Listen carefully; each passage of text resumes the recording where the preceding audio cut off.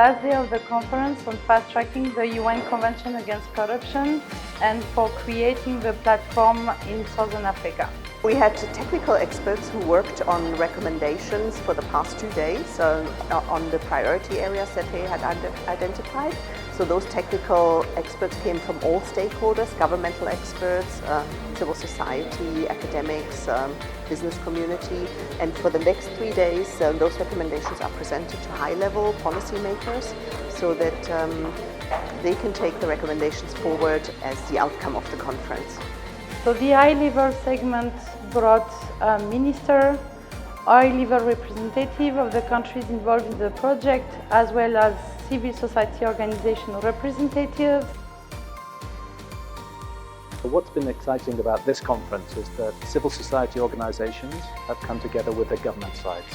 Each had separate sessions to start with, then they come together to compare and contrast each other's recommendations.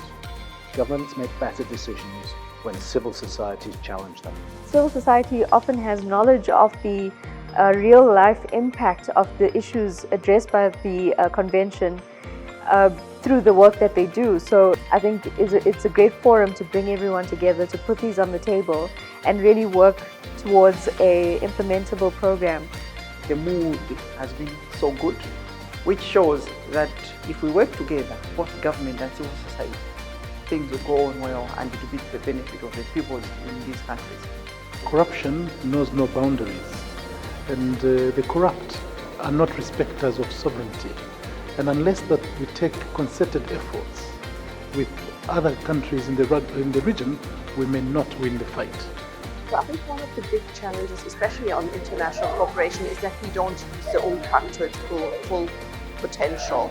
The convention can actually serve as a legal basis for international cooperation, but it's not well known and it's not well used as. So I hope that by doing this work on a regional level, we can promote the convention and the full implementation of the convention.